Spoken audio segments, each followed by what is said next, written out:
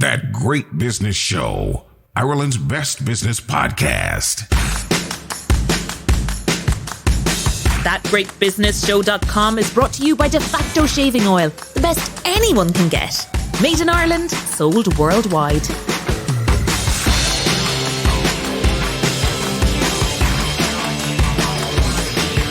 Welcome to episode 83 of That Great Business Show, posting on the 15th of April 2022. I'm your host, Chanelle Moran, and what was the reaction to our hour-long interview with the Enterprise Ireland boss Leo Clancy on episode 82? Well, 10 out of 10 according to the judges that I know and trust. If you haven't heard it and you're thinking of exporting to the UK, the Eurozone, and to the US, do listen back as you'll learn where and what sector EI's emphasis will be on in the coming year or two. Team GBS insider knowledge, as we would call it. On episode 83, we have a former Lord Mayor of Dublin with his strongly held views, and I mean his very, very strongly held views about the flexible working hours legislation that will affect every one of you, employer and employee. Also a fascinating business based in Limerick, but eavesdropping on some of the world's best-known businesses. So, have we got you hooked for the next hour or so? Yes, we do business differently. These great business insights and tips are brought to you, as always, thanks to our sponsor, De Facto Shaving Oil, the world's best all-natural shaving oil. But go and buy it right now and stop 20 million shaving foam cans being sent to landfill in Ireland because EU law says they are hazardous waste. DeFactoShave.com. De Facto Shaving Oil, smooth as... As we so often say on That Great Business Show, if you want something done, give it to somebody who's busy. My first guest is currently founder and CEO of his own 20-year-old business, First Aid Supplies Ireland. He's secretary of my Drumcondra Business Group here in Dublin. He's a board member of the Dublin City Leo. And the big one, he's a former Lord Mayor of Dublin. For us today, though, he's a very angry business person. And why? Because of the government's proposed new right to request remote working bill announced by Taoiseach and Minister for Enterprise, Trade and Employment, Leo Varadkar, in January. Understandably, with what's going on across the world, it may have actually gone under your business radar, but it shouldn't, and let's find out why. Gerry Breen, welcome to That Great Business Show. Thanks, Conal. Angry?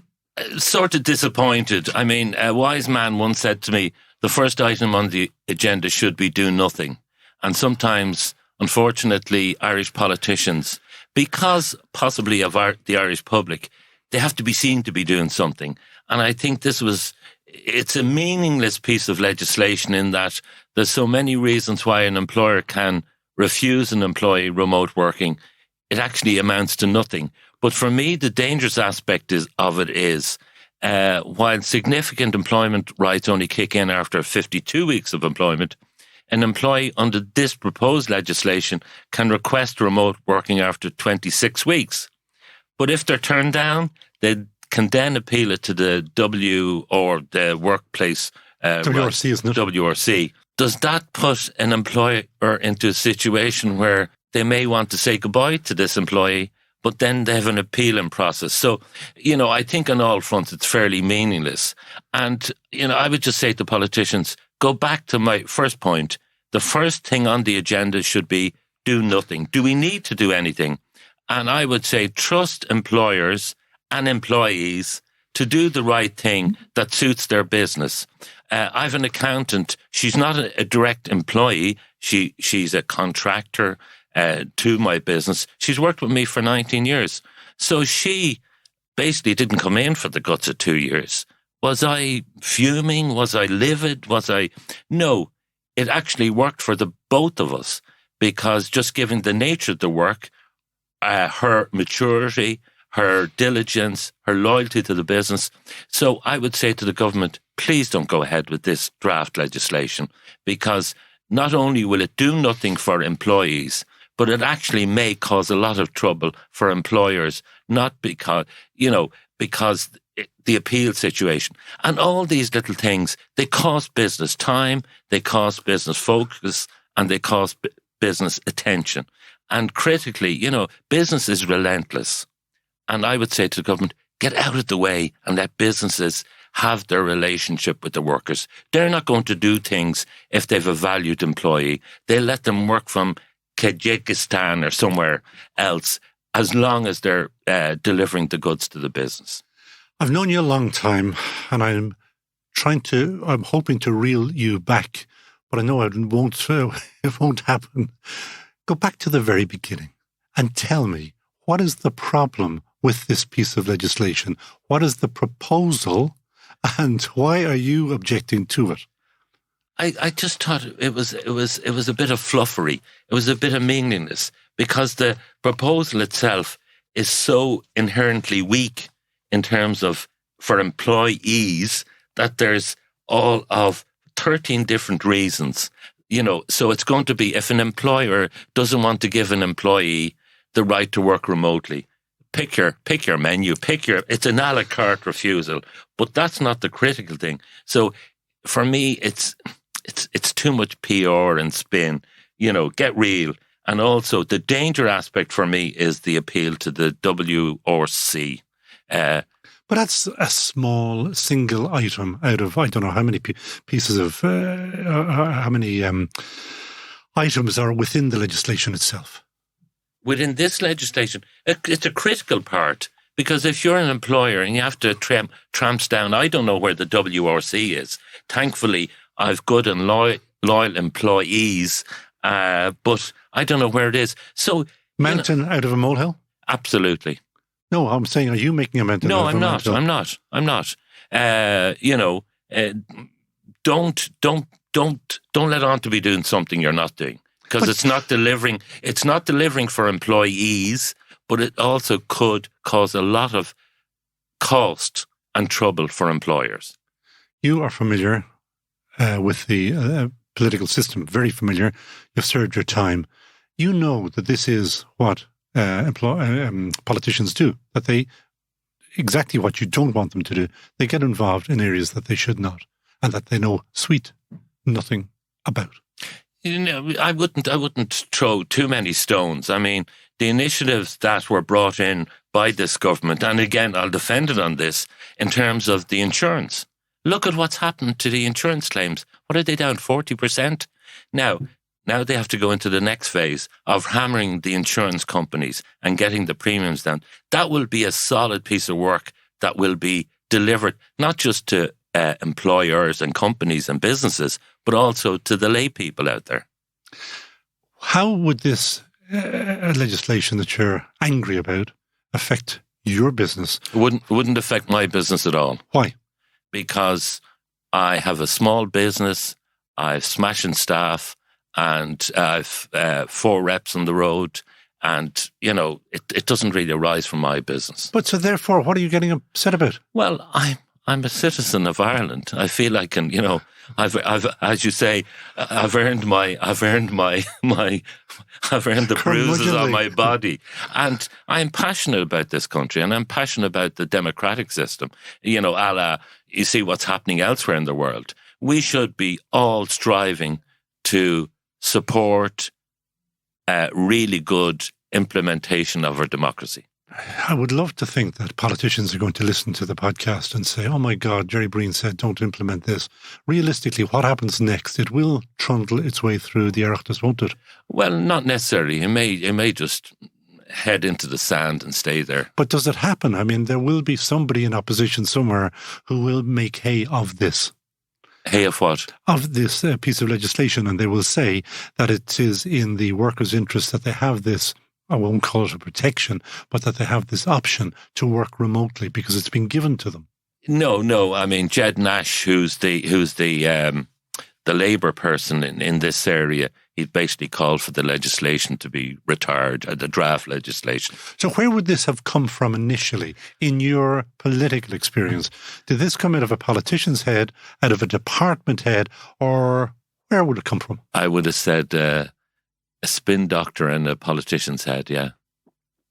And that was the beginning, and that might be the end of it. Hopefully. So, back to your business. What are you doing?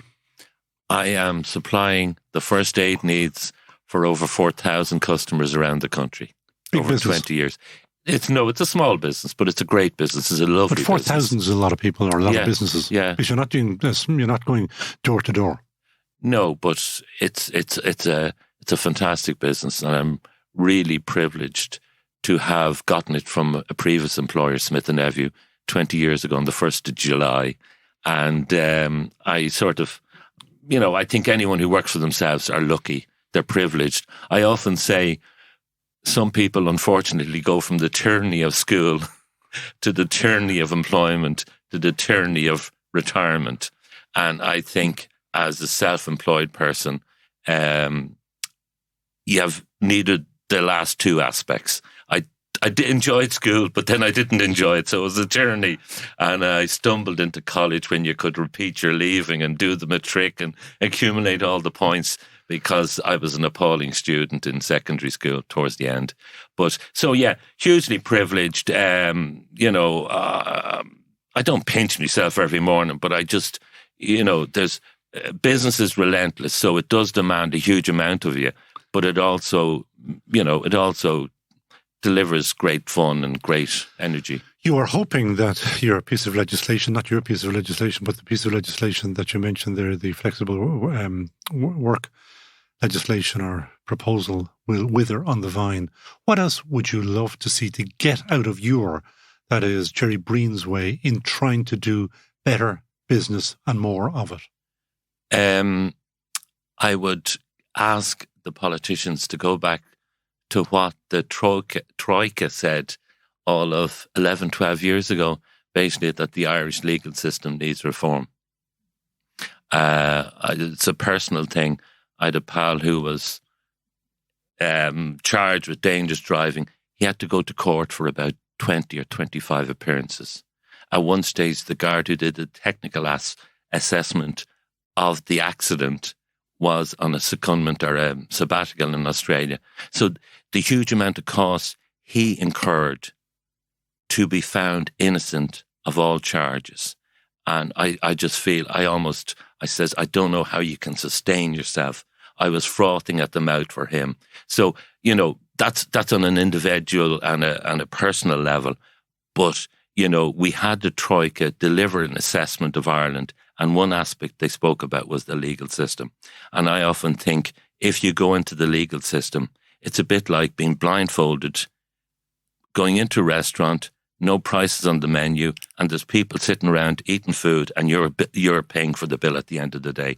I think there's a huge management, practical management that needs to be applied to the legal system, because you've got, I would point to barristers more than anyone, because solicitors to largely perform significant work, but also kind of a lot of lay people, unfortunately, particularly to do with divorce cases, they get so angry, it blinds them, and they put themselves in poverty for the rest of their lives because of the legal system. And we should have some system that, manages. I'm sure there's some element of management, and I'm sure there has been attempts, but I do think there needs to be further work on that. I'm loath always on a business podcast to get involved into politics, because it's just, there are better people who do it better, let's put it that way. But I often wonder, and since you're here in front of me and that you do actually know inside out the system, why do politicians, and I might be being too cynical in thinking that the majority of them are only there to get re-elected, when, if that is the drive, why do they not go for so-called low-hanging fruit? For example, to take on the lawyers? I would say many of them don't have the wherewithal to even start to do it. Well, now, when you say wherewithal, use other words. The capacity, the ability, the capacity, the they don't intellect. Have enough. Okay. And possibly the experience. Make one small switch. Switching from shaving foam to all-natural de facto shaving oil will give you the smoothest, softest shave ever. Switching from shaving oil to de facto helps stop 20 million non-recyclable shaving foam cans go to landfills every year. Switching from shaving oil to de facto will save your skin, your pocket, and your planet. defactoshave.com. Everyday accounting can be a bit of a drama for SMEs. However, BigRedCloud.com takes the drama away with its simple and easy to use cloud-based accounting and payroll software designed for SME owners. Raise and send invoices, manage VAT reports and obligations, run management reports, link directly to Irish banks, automatically import purchase invoices, and so much more. All with 5-star customer support. BigRedCloud.com, 100% Irish owned and a proud member of Team GBS. All that Great Business Show advertisers are Team GBS approved. Back them. That Great Business Show. You know, if you're trying to make a name for yourself, and I think many politicians are driven by name recognition and that they just want to be known as being something special, would it not make sense? Another area would be infrastructure. Like, build the ... houses. It doesn't matter how you started, but be seen to be doing it. And yet they don't seem to be doing it. They don't catch anything by the scruff and actually do it. The system mitigates against direct action. You know, it's only in crisis we can achieve that. I would have particular objection to what many of the Labour politicians have done in terms of housing, trying to interfere to their own wishes in terms of the planning process and stuff like that. It's a very difficult job. I actually agree with that, and I accept that. Yeah, the complexity is in the simplicity. You know, it's a bit. It's hard to describe. But you know, in Britain, and I know we won't even go down that route, but Boris Johnson is trying to he's trying to get himself into the history books as being the next Churchill or whatever he fancies, and he's trying to do this levelling up. Now, it probably will not come to anything, but it's the ambition that he has. When was the last politician in Ireland that you heard with ambition or stating an ambition? I'm probably going to be pilloried, but Charles I would J. think, I would think Mary Harney would have had ambitions. Okay. Now, you mightn't agree with those ambitions. I do also think that politicians and the public try to make out that the government and, you know, shall we say, the government in its widest sense should deliver everything. They can't deliver everything. If you take, the migrants coming in from the Ukraine, etc., I would love to see a GAA come, Vincent de Paul. Now, I know the Red Cross are doing it, but we look to the government, and unfortunately, then you have politicians who try to make out that the government will deliver everything. Maybe they should stand back and say, you know, it's not entirely within the government's remit to deliver for these unfortunate people. Maybe a bit like what happened with the Special Olympics, where they got communities around Ireland to host things. And I think there has been significant attempts to that. And I think that chap, Colm O'Gorman, is going into that area, and as I remember it, when he's moving from the amnesty job. So I would say, we should be looking at that. The government should be saying, we need to pull in other aspects of society. The GAA, fantastic community resource. The Vincent de Paul is a charity, fantastic charity, you know, proven over the years, have the safeguards. So, I often said about the housing crisis, one of the significant problems with the housing crisis was, you know, politicians banned bed sits, baby sits. I thought you were going to say, they're banned babies. Unfortunately, I didn't think Owen Murphy, when he became Minister for Housing, he had the experience. He was only 20 or 30 something. You know, the first thing he should have done was done a bit like Dun O'Malley, free education. It's announced. He should have said, we're in a crisis, bed sits are re-legalised. So why do people who are well advised, these guys now have 2, 3, 4 advisors each, why do they not just do something like that? And it would solve it very rapidly, take some of the sting out of it very rapidly. Conal, the system, you know, yes, Minister, is alive and well. I mean, even at the low level I was at in Dublin City Council or as Lord Mayor, you know, there's an inertia there that doesn't want to change. And also, I would say, and I've often said this, government is good at regulation and that type of slow movement. It's not good at delivery. And we should identify what it's good at. It's not that they're bad people in the public service. My dad was a public servant. My mother was. the nature of the work and the nature of the environment where you can announce something, be it Owen Keegan, that he's going to put a cycle lane in your beloved Sandymount, and then the hoo-ha happens and he can't go ahead with it. So if that's called the rule of law. Yeah, no, but my point would be is if you're a public servant in that environment, at a local government level, you're going to get very frustrated. And if you get frustrated, your option is to get out of there and move to a job where you have significant autonomy. And I would say to people, be very careful what we're doing in terms of,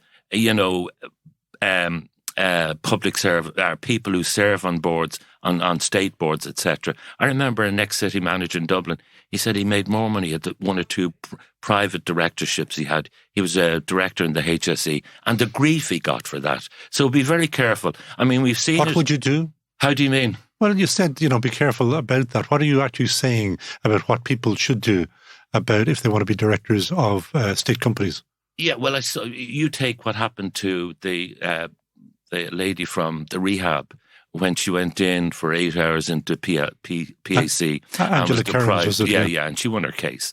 If you take the case of, say, the confirmation hearing for the newest appointee in the Supreme Court in the States, it was appalling what they were saying to her. Trying to go back on her sentencing records. But that's America. No, it's not. It's the same thing here. If you go in, they couldn't put a nail on John Delaney because he just bullied them. He went in with a prepared statement and says that it can't deliver anything. So we have to be careful. And, this what happened recently with Tony Hoolan. I would say that's completely legitimate what was happening there. And yet it became a political football. So, we'd want to be careful because if you continually, unfairly, really criticise and pillory people who were involved in that public affairs, shall we call it, for a wider level, they won't go near it. I mean, I find in my own business, the first aid supplies, I have so much autonomy. And the great thing about business is the amount you input is fairly much the amount you get out of it. Unfortunately, in politics, you can be the biggest spoofer and the most ineffective individual in the world, and you can be seen as the bee's knees. You were a city councillor and ex officio became Lord Mayor for a year, and that was a full-time job because you had to give up everything else during that period. There is now this plan to have a full-time mayor for Dublin. For or against? I would be for, as long as the supports and the structures are there to allow them to do the job effectively. Does it not put yet another layer of government in a teeny little country? No. And the teeniest little city? No. Why? Because you need someone where the buck stops. The difficulty for shall we say, an executive Lord Mayor for a period of 3 or 5 years is they may have to try and persuade 63 councillors to go with X, Y, and Z, but at least there'll be a focus. The buck will stop with someone. I would be in favour of it. But the buck stopped with you. And yeah, I was only there for a year. There's a Chinese proverb, and wait till you see the bodies of your enemies, float down the river. I would have had to, I'm not saying bully, I would have to push my weight around to achieve certain things within the council. But okay, if you were given a 2 or 3 year term, but ex officio as being an elected councillor without a whole brand new infrastructure put on top of or put in the middle of what is there already. Yeah, I wouldn't be Jesuitical. I'd go with either. I would be against adding. But you've seen the inside and you know what would work. Would you, if you had another 2 years on top of the other one, so 3, would you have achieved whatever you set out to achieve? I suppose, Conal, a lot of the job is ceremonial. Yeah. And we've witnessed some councillors drinking shall we say, the free bar dry. I tried to work the other way. I tried to be executive as much as I could. I got very involved in the businesses in the city centre, trying to improve the realm of the city centre. I got the twinning with Beijing. Unfortunately, on reflection now, I'd possibly pull that back. But I got the twinning with Beijing achieved. I mean, I could write a book about what we had to do to achieve that. And what do you make of this other one about, was it there when you went in, or did you even create it, this Dublin business where they pay 5% the levy? bids. The bid, yeah. Was that one of yours? No, it wasn't. That was predated me. It was an initiative of the Dublin City Business Association. And are you in favour of or against? As we record this, it's the closing of the vote to see whether bid will live or bid will die. I would be in favour of, even though my good friend Mannix Flynn is mentioned in every ad in the Irish Times and against it. Why are you in favour of bid? Because it's coming back to this thing that the government can't deliver everything. The city council can't deliver everything. Sometimes you need an additional thing. And, I'm involved in my Drumcondra, and then there's a village group separately in my Drumcondra where they pull a few bob from businesses, and they have flower beds, etc., and painting. But a few bob is different to, is it 5% levy on the businesses? It's not a huge amount. And, I think the bids company has delivered for Dublin. Okay, well, I mean, that's your view, and I know no better. You obviously don't agree with me, but... No, I don't. I actually do not know, okay. To be fair. Well, not to be fair, just as... it's easy to knock down. That was an initiative that started in the States, trying to improve the whole environs of cities. And I think it's to be applauded. You are also Secretary of my Drumcondra. Now, that's a clever little initiative, small, but perfectly formed, doing what? Once a month, the Skyline Hotel, lovely people, deserves all the support it gets. They give us a room-free tea and coffee once a month, the second Thursday of every month. We have a guest speaker. We've had your friend Owen Keegan. We've had David McRedmond from An Post. We've had Kevin Tolan, formerly of the DAA. We've had Larry Murren. We've had the Archbishop of Dublin. A whole range of people. And more importantly, of late, you've been nicking my podcast guests. We had John Toohey today, who was fantastic. And last month, we had Paul Keogh, but he was a former classmate of mine. Which you didn't know at the time, but then we'll pass over that. Yeah, I'm hoping to get Niall Moyna, in terms of fitness and whatnot. So it's a lovely initiative. We run from we run from September through to June, take 2 weeks break, and then 2 months. 2 months break. It's only 200 quid a head. And basically, what does it do? I mean, what does it deliver to members? It delivers connections in a very relaxed and formal way, and also real life experiences from entrepreneurs. No, that's your guest speakers. But what does it do? Because I'm trying to broaden this out for listeners who may be, whether they're in parts of Limerick or parts of Cork or parts of Galway, wherever. What would they learn from the small, 25 members, is it? Or is that what pitches up? Yeah. Members of my Drumcondra. They will get little tips from various other members, what's worked for them. I was just saying this morning, a few months ago, we applied for the SBCI, 100,000 for the business at 3%. You go onto the SBCI website, you say, yes, Brexit has affected my business, not necessarily negatively, but then with that voucher, you go to your financial institution, which I did with the Bank of Ireland, and get 100,000 at 3%. Where would you be getting it? The other thing, just... the person who does my technical support is a company called TechSure.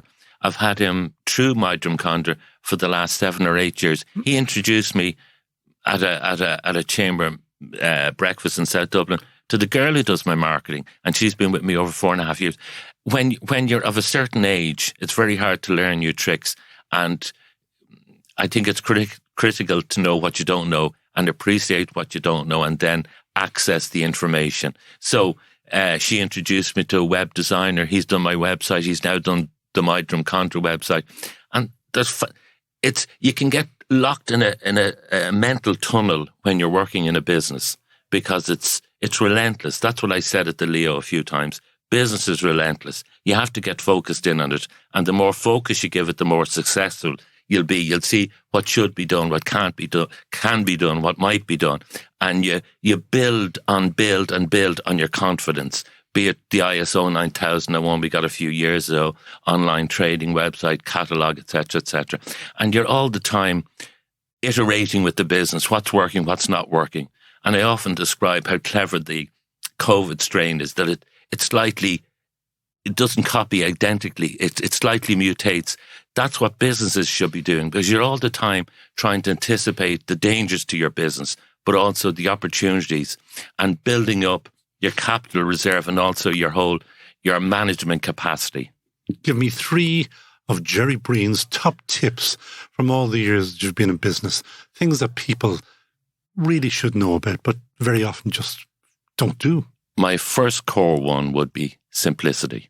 When I had the ISO, auditor out, when I was applying for the ISO, he says, you run a very simple business. I says, yeah, and I'm planning on making it simpler.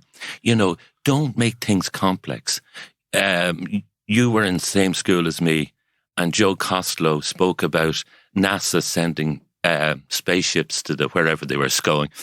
And what they worked at was removing the number of critical parts, because it's a bit like Ryanair.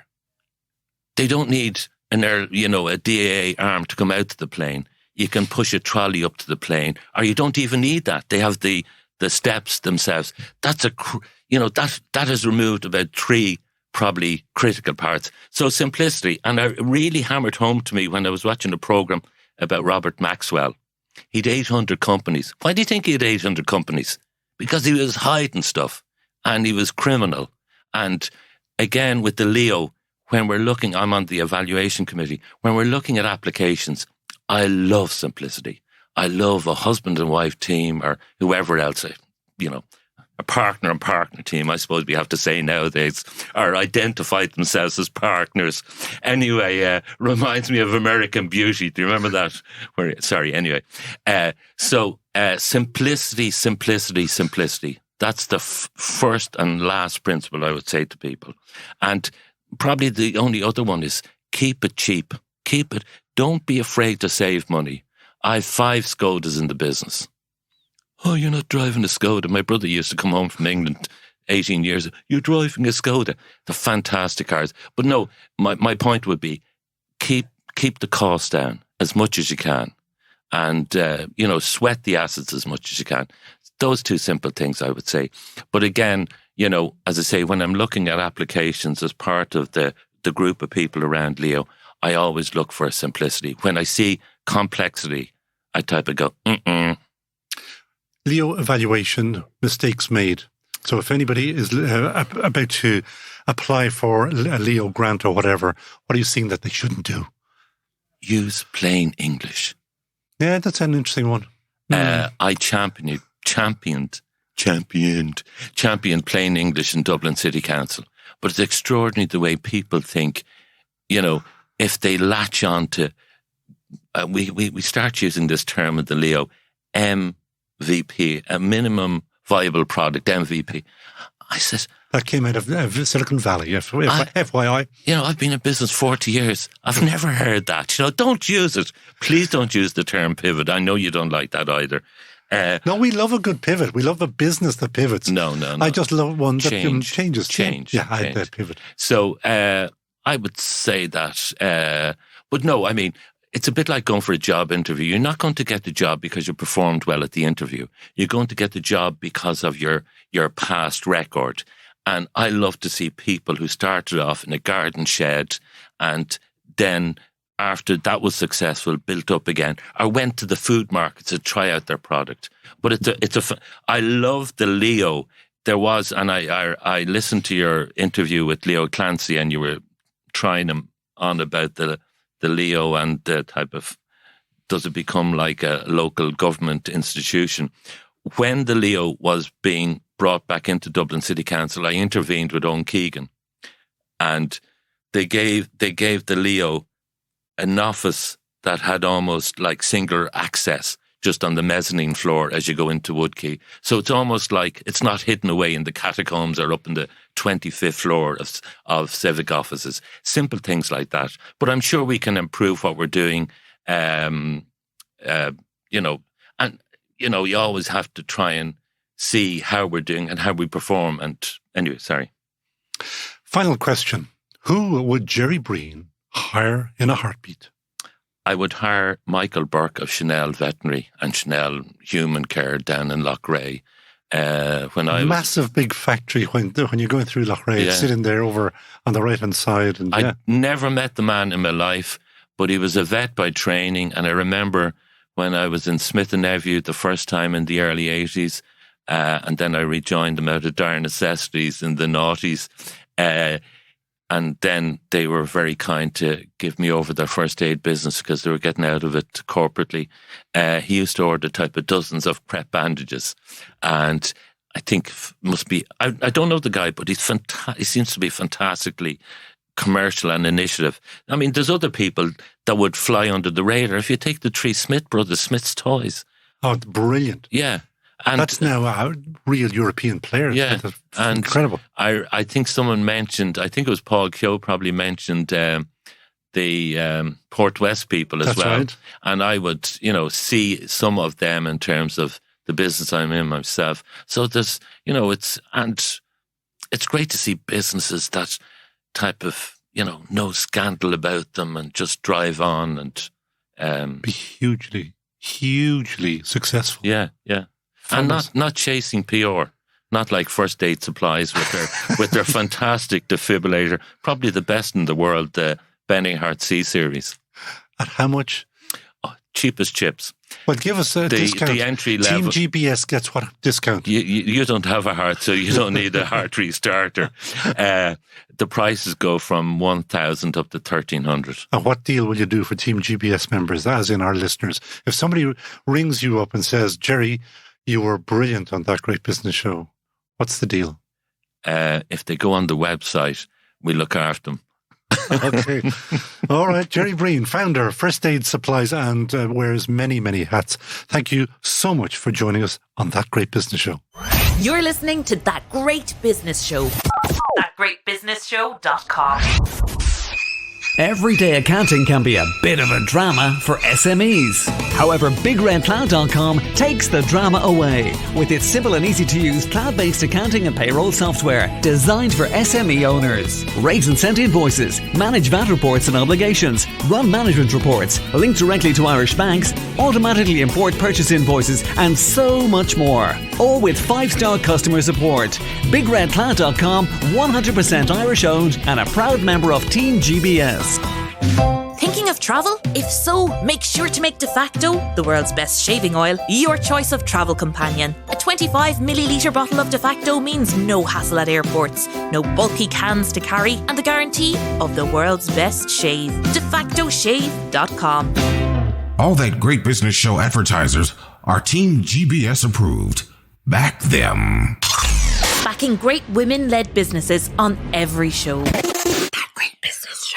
Our next guest is a director of what I think is an absolutely fascinating business that effectively eavesdrops on big-name businesses around the world. And of course, as usual, I'm looking for a cheap headline because Limerick-based Eastway Tech isn't doing anything naughty, but they are paid to monitor business processes for big-name clients that I'm not allowed to mention. But if I whisper that those names could include Sanofi, Mondelez, PepsiCo and Danone, you get the drift. Big names. The 20-year-old company says they are expert in reliability. They make sure that industrial plants around the world can keep going 24/7, on and on and on. The company is HQ'd in Castletroy, Limerick, with offices in the US and Singapore. It's a family business. The Burkery family set it up 20 years ago. And Elaine Burkery, director and engineer, joins me now. Elaine, welcome to That Great Business Show. Thank you, Conall. Great to be here. You hate me saying that you're eavesdropping on the big names of the world. I do, because they're very sensitive about their data and their privacy. But we know that what we're doing is improving their reliability and that there's no risk to their business by doing so. I can't remember where I read about you, but I saw this and I said, that is fascinating. What you do is, explain. Yeah, so we're condition monitoring specialists. So that's a type of predictive maintenance. So we use sensors to monitor vibration, temperature and other parameters to look at asset condition, machine condition in the manufacturing environment and predict when a failure could happen. You don't have to name names, but what kind of work does that mean?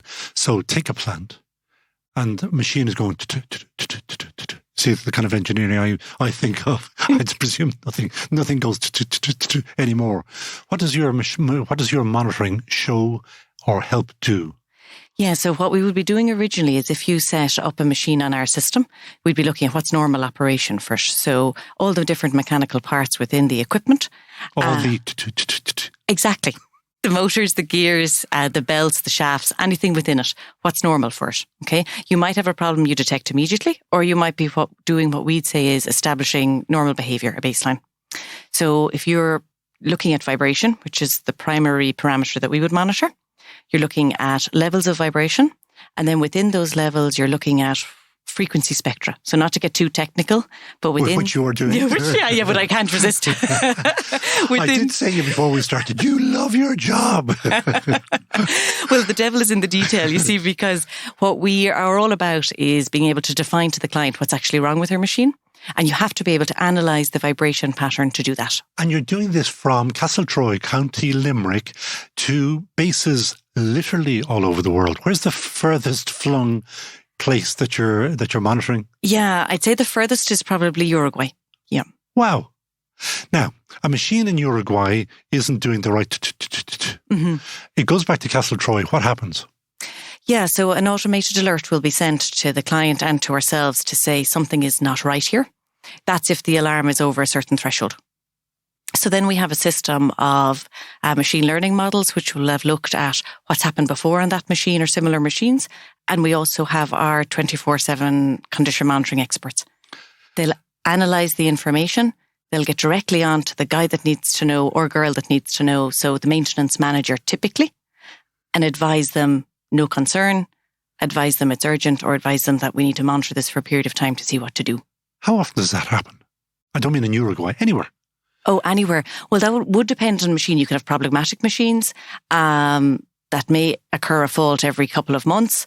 You could have machines that would run smoothly and only occur a fault every couple of years. It just depends on the application, how often they run, general maintenance practices within the plant. But you're talking about, a machine that might give trouble once a year, once every 3 years or something. There are many, I'm going to say millions of machines. How can you know what each one of those machines, what their baseline should-be's are, if you know what I mean? Sure. I'm not very technical, am I? No, I like your terminology. Well, we have a lot of experience in this area. As you said, we're 20 years in business. And what we have done in the last number of years is use that experience we've drawn from across different types of manufacturing in different environments. And there's also ISO standards to support us. But generally, it's on our experience. What's normal for the machine, what vibration pattern is telling us is based on what we know, what we have done now for, as you say, almost a quarter of a century. And that quarter of a century of knowledge presumably has to be top secret. That is your IP, isn't it? Yeah, so, well, our using vibration to analyse machines is an accepted concept across reliability. What our IP is having turned that into technology, that we have a hardware and software, our own proprietary system, and then also around being able to move with our clients' needs and be able to further develop based on what we're finding in their plants, and also our consultative approach. You love a good consultative approach, do you? I do, because you will find that people will say, oh, we have a system or we have sensors. And then you'll talk to them after a period and say, but the machine still failed. And that's where, if you have Eastway, your machine won't fail. Okay. How do you get to the point where you have that conversation, though? I mean, nobody likes admitting that they're wrong. And the head manager or the maintenance manager is not going to say, oh yeah, I was wrong. I should have had Eastway. Should have gone to Specsavers. Should have gone to Eastway. Well, it can depend, and there is a lot of pressure with regard to operational efficiency, both in Ireland and internationally. A lot of plants are expanding. They need to get their output increased. They may have the same assets. Sweat the assets, isn't that a term, That is the term. And then, so often, just breakdown is not acceptable and they have to look at alternatives. If something hasn't worked, yes, it may take a time for that to, I suppose, be accepted. But we can step in at that point if they've been using an alternative, or often we might be the first there to show what we can do. Your fingers, I know you specifically do not want me to name names, but let's take an imaginary large corporation. Yes. And your fingers are into some of the largest. How from Limerick have you managed to do that? I presume that there are others in the reliability industry. There are, and some of them are very established traditional condition monitoring companies providing hardware systems. But they were also on offer when we decided to design our own, because when we spoke to our clients, they just weren't fitting the need. Did you have clients that you could speak to, if you follow me? Oh, yes. So originally we offered consultancy services for a number of years, and it was around 2013 that we decided to take the shift into developing our own hardware. And what made you take that shift? Clients started asking us, so we were doing manual services whereby, and some of which we still do, we would go onto sites and take vibration or temperature with handheld devices and take that information in our vans, drive it back to Limerick and analyse it. And as I say, that service is still ongoing. But clients were saying, we want continuous monitoring, we want 24/7 monitoring. I have a new asset coming in, there's investment into this site and it cannot go down. So we tried 2 alternative systems back then. They didn't work. They didn't do what they said in the tin. So we set about putting together our own. And when you say we, you're actually talking about you had a huge amount to do with this. As in, you brought, I think, if I read the story correctly, you brought the smarts or more smarts to the business to up the game. Well, I would say that do not be modest. This is not the modesty show. This is the immodest show. Well, I would say that what I brought to it maybe was just to take that perspective on what could we do. Bernard, my father, who's still the CEO, the MD, he had very much come from the pain of the customer. So, and he still brings that. Have you talked to the customer? Explain that about why you say that he had the pain of the customer. Because prior to setting up the company, he was doing what for 25 or 30 years? He had come from a maintenance craft background, and then he had gone and progressed up through the ranks to plant manager of a packaging company. So he had suffered the pain of calls for breakdowns and production interruptions. Which will always happen on the days that you're on your holiday, Christmas Day, your, christening or birthdays and marriages, whatever. Yes. It'll happen on those days best, doesn't it? It will. Yes, I remember holidays where we were meant to leave. We couldn't leave on time because those breakdowns happened. So yes, he knew that pain. And so when clients started to say to him at that point, we have machines that can't go down, he understood that. And at that time, my brother was involved with product development in his previous role and was just joining our team. So we set him the task of developing the product, which he did. Yeah. And from then, you have grown into an international company. Now, you did explain to me that part of that expansion is on the back of contacts made in Ireland. Yes. Have you managed to crack open any other markets internationally without piggybacking, in a nice way, on your international clients based in Ireland? Yes. So it was early 2020.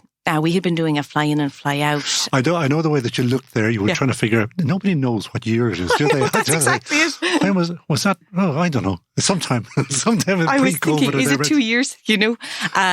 So we had been doing since mid 2018 a fly in and fly out strategy for Singapore. And that had been working well, but we knew that if we wanted to expand our customer base there, we really needed to put feet on the ground. So it was July 2020 when we hired a technical sales manager based in Singapore. And we have a partner there supporting us technically.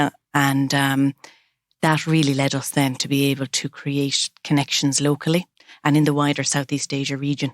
So in some companies, we have pending projects in Cambodia and in Malaysia through those contacts. Wow. It is an infinitely applicable product, isn't it? I mean, there is probably no end to the numbers of machines that are running in the world, be they large or small.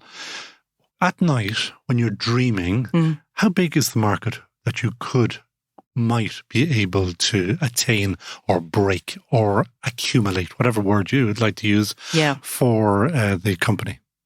So global vibration monitoring market has been sized by a couple of market research companies. So it's estimated to be 2025 $1.87 billion US dollars. Our blue sky vision is to take 5% of that if we can. Okay, so what's that's about 90 million? Exactly, yeah. Not bad on maths, eh? Yeah. The secret engineer in you is coming out. I was going to claim that I won't even go there anyway. Yeah. We won't go there. 90 million. And what would that mean for the company? Obviously you're hiring, I think you told me you're hiring already. Yeah, so we're currently recruiting in the US at the moment. That's to expand our sales team there. But you'd take somebody from Ireland and plant them over there, would you? We could now. Kevin, my brother, is based there already. Yeah. So he's over, is he in Portland, Oregon? Is that what I saw? Or? He's in Oakland, California. Oakland, okay, yeah. Yeah. So he's there already to manage that. But yes, absolutely, we could hire here for that role. And what is the role what are you looking for? We'll put out a recruitment call for you here. Great, yeah. We're looking for somebody that understands the needs of the manufacturing industry, has perhaps sold to the manufacturing industry already there in the US, would bring a wealth of network and contacts if possible, and is really be able to shout about what Eastway can do for the potential new clients. And why California? Because we're always shouting about Connecticut here being the next logical side of the big pond. Sure. And but that's on the other side of yet again. So that's you're only adding another 3,500 miles when you go from Connecticut to California. Yeah, that's a question we ask ourselves a bit as well, because a lot of our existing clients in the US would be more Midwest based. However, Kevin has family reasons. His wife is from California, so okay. that drove in that direction. A reason. There's a reason, yeah. So that's why they're based there, yeah. And in terms of cracking the American market, it is vast. It is. So you're going to recruit one person, is it, for the States? Is that person, man or woman, meant to trudge from door to door, or what is the process? Sure, yeah. It's just a starting point with regard to one person. So we would be building on that team by the end of the year. So we would hope to add a second to support and then 2 more the following year. But there are very concentrated pockets of our potential customers in the States. So what exactly are the industries that you love? Yeah, so life sciences, food and beverage, they are the industries that really come to us. I never mentioned their names earlier. No, good, yeah. So the driver is, as you said, our system could be applied to any machine really, but why would someone put it on their equipment? And what would it save them? If they don't have a high cost of downtime, well then maybe there's no need for us, and that's just the way it is. So a company that can't afford a breakdown because of the impact on getting product out the door or the cost of the asset itself, all tied into maybe an hourly downtime cost for that area, they want us. What was the biggest save? I don't know whether you even monitor this. The biggest save that you've made for any company. You don't have to name the company, but did you? The machine was teetering, and you came in Superman or Superwoman and said, "Woohoo!" and we will save you this. Sure. We actually have done this because we're always, and particularly in recent years, trying to do that. What are measurable value? What are we actually saving you? And we had one the year before last where we saved $250,000. I won't ask you what year that was because we won't remember. Exactly, yeah. $250,000 in lost, prevented or avoided downtime production. And again, I won't ask you the cost of your service, but it presumably is only a fraction of that $250,000 for that plant. Yes. Yeah, and you would take into account that so you're not allowed just... to say things like value for money, tremendous value for money. He's a drop in the ocean compared to what could be saved, yes. And is there somebody sitting down in Castletroy, County Limerick, 24/7, monitoring all of these monitors? Or is that also automated? Can you go to bed and if something goes wrong, your mobile phone goes off and says, there's a problem in Uruguay, there's a problem in California or whatever? Yeah, so the system is 24/7 and we have our team of engineers supporting that. But the initial alerts are automated. So if you have a problem with your machine, you don't need someone from Eastway to hit a button to know about it. It's automatically gone to you. And the team then are investigating why that is. And I was asking you this because you did ask me, what questions will I ask? And I said, I have no idea because I make them up. If there is, and say California does have a lot of seismic activity. Mm-hmm. If there's seismic activity below a big factory, we'll take an Intel or something like that, and It obviously vibrates everything. Yeah. Can you monitor that? Can you extract that out of the monitoring?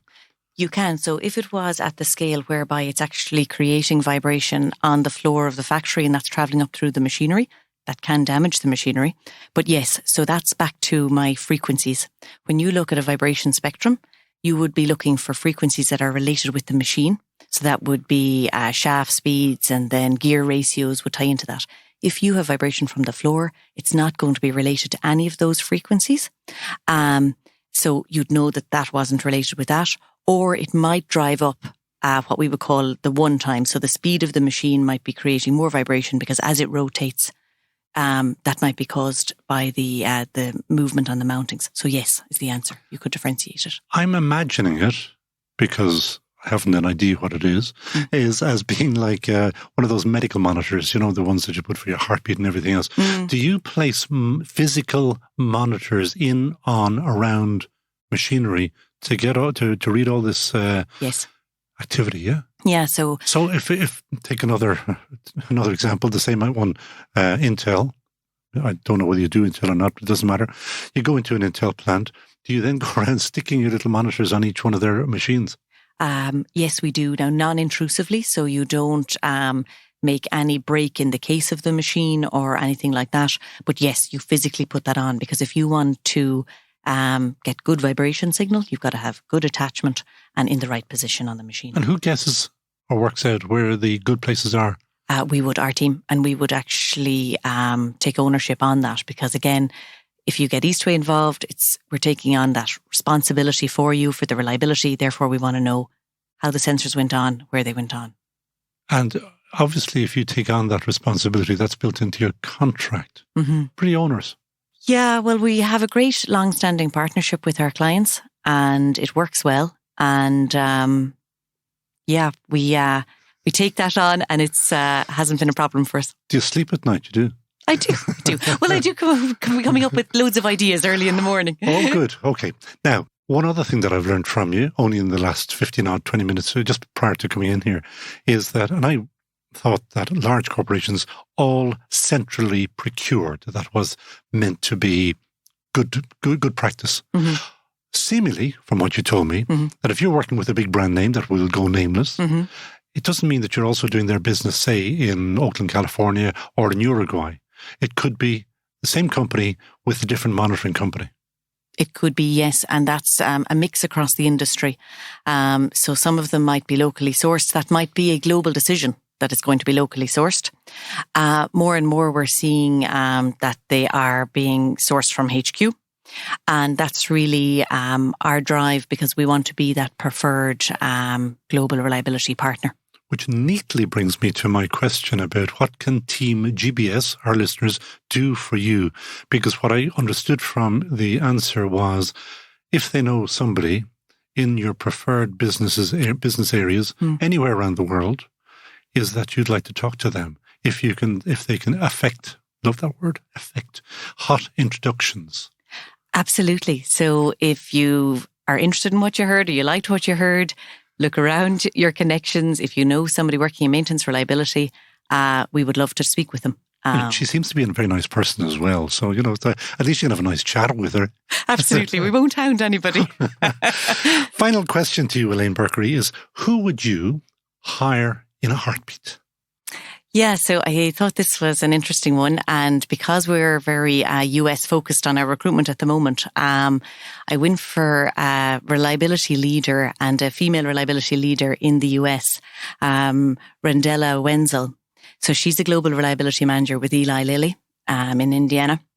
And she would have a wealth of experience, and I admire everything that she has done. She's an engineer like myself. But if she were to come on the Eastway team and decided to leave Eli Lilly, she would bring a lot of experience, and what Big Pharma are looking for. She'd bring reliability experience, and she'd also bring, I think, a lot of connections for us. And you would offer her a lovely place to live down in Limerick and lots of Munster rugby. Oh, yes, absolutely. We're not far from it all. Yeah, would Rendella like Munster rugby, do you think? I don't know. I think anybody might enjoy going to a game or two. We'll see. Good. Elaine Burkery, we will monitor for Like the way I got monitoring there. We will monitor this for you. And if anybody around the globe who's listening to this podcast, and believe me, a big thanks actually, I should have said it earlier, to the Enterprise Ireland team, because they sent the Leo Clancy interview on episode 82 out to their 81,000 database. And anybody in that database who hears this podcast, please get in touch with us if you know ways of getting Eastway Tech from Limerick, beautiful Limerick, into markets anywhere in the world. And how are you across Europe? Yeah, so we actually did, now that you mentioned Leo Clancy, they entered the Eurozone programme with EI last year, and we're entering the Benelux region. So we've already done some... courtesy of EI, was it? Yes, yeah. Okay. You better say nice things about them. Say they are terrific people to work with. They are great, to be fair. And we have a great development advisor in EI, and also the team in... You better name it. Him, her. Her, Susan Cahill. Yeah, she's been really supportive of us. You'll find it very useful. People like hearing their names. Susan Cahill, a big shout out to you. Didn't I tell you that you wouldn't know what questions I might ask you? Elaine Berkery, you're so kind to come all the way from Limerick to us for this. Director, Eastway Tech. Anybody who can introduce business to Eastway Tech, please get in contact with me or Elaine Berkery at Eastway Tech in Limerick. Thanks so much for joining us on That Great Business Show. And that is it from That Great Business Show, episode 83. Please share, like, retweet this podcast with all your connections, and do it now, please, before you forget. As we say, a click of a button for you, commercial success for us. Also, press the subscribe button now, and then you'll always have us to hand wherever you want. And do tell your pals in business that we are Ireland's best business podcast and that they need to listen to us. We have a very successful LinkedIn page where we talk to our followers all week long. So if you want to know us better, have a chat with us, that's where you do it. If Twitter is your thing, you'll find us at Team GBS1. We're still getting lots of love for our new jingles man from Deepest, Georgia, USA. My former radio producer, Ruth Devania, even sent me her version of it. Well, it's a version in her deepest Galway accent. And no, we're not using it, Ruthie. And we do want your ads. Great brands like Big Red Cloud, Microfinance Ireland, Disney, Virgin Media, Udos de Goethe advertise with us, and you should too. And we love recording here at the Dublin Podcast Studios in Dundrum, where today's team includes sound engineer Mark Moorebass McCarthy, and later Peter, turn it up to 11, Rice will add in those lovely stings and more, making us the world's best sounding podcast. If you'd like the Dublin Podcast Studios to help make your podcast, give Peter Rice a buzz. And as always, the great business insights you hear on That Great Business Show are only made possible thanks to our sponsor, the great makers of the world's best shaving oil, De Facto. Made in Mayo, sold worldwide. And I should have asked you, Elaine Berkery, what is your favourite shaving oil? De Facto. Of course. Didn't I warn you? I'll ask you anything. And I'm shameless. And don't forget to buy Business Plus magazine, where we now have our regular column all about the podcast. So for me, Conal O'Moran, vor mille buchas agus slán tamil.